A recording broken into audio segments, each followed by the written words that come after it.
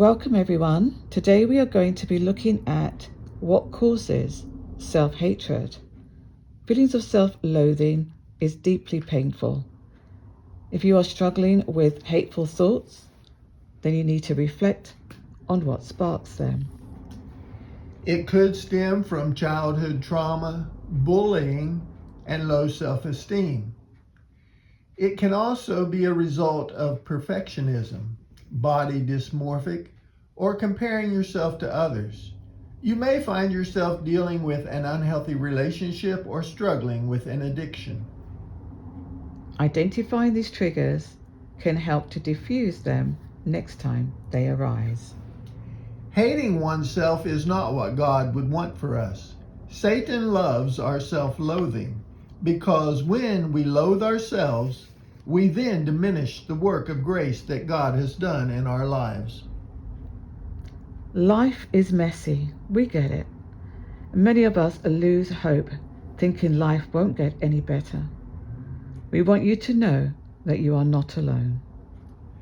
To love yourselves like God loves you, focus on accepting yourself unconditionally, practicing self-compassion, forgiving your mistakes, prioritizing your well-being, and recognizing your inherent worth, much like you would extend grace and kindness to a loved one, believing that you are loved despite your flaws and imperfections, essentially treating yourself with the same understanding and forgiveness that you believe God offers you.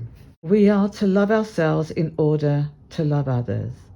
Self-care is biblical, but only when done while understanding how much Christ cared for us first. It is not just about loving oneself, but loving oneself so that we show off the glory of God to a world that needs to know Him. The Bible tells us that the solution to self-hatred is having an accurate view of God and oneself in light of who God is. Steve and I have found many Bible verses on this subject to help overcome negative thoughts so as to heal the never-ending cycle of self-hate. As a child of God, we do not need to live this way.